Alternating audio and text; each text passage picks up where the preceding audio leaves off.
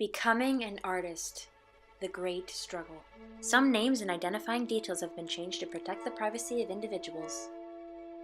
This is me at 5. I'm a fully developed artist. I make art every day, and I make sure everyone knows that I am a for-real artist.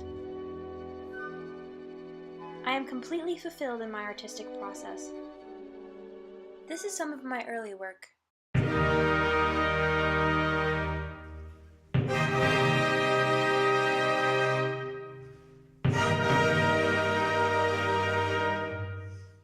Here is a rendering of the Roman goddess Venus. It was inspired by Botticelli's The Birth of Venus, and created when I was 3 years old. Throughout my childhood and into my teen years, I kept making stuff, simply for the love of beauty.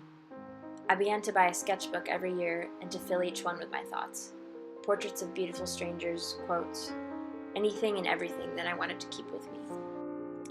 So, in my sophomore year of high school, that whole thing where I thought I was an artist and I just sort of made stuff because it made me happy, that died.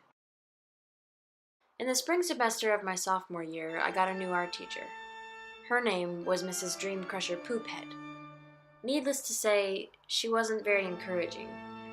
She told me that I couldn't be a real artist if I didn't have formal training or if I couldn't draw like a master.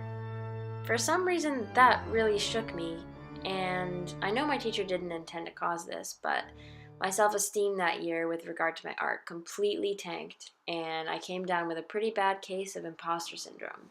So a fear of never becoming a good artist and this amorphous shame and self-consciousness about my art worked its way into me and pushed out any creativity and enjoyment that I had before. So I pretty much stopped making work, and I stopped buying sketchbooks. When it came time to think about college, I pretty much stress sweat for 9 months straight. I didn't think I could get into Furman. I didn't think I could get an art scholarship. I thought I'd just play it safe and stick to studying graphic design because I probably would never be able to draw masterfully enough to be a real artist. So eventually, I got into Furman, I got an art scholarship, and I realized that there was a lot more to art than I thought. I took sculpture, design, photography. I realized that I was a little more capable than I had expected. I still desperately wanted to be seen as a good artist, though. I'd make work to try to be a good artist instead of making work because it was honest, or cathartic, or joyful. But eventually, I became in some small way reacquainted with the type of artist I was as a kid. And now I'm learning how to make things with no fear, simply because it makes me happy.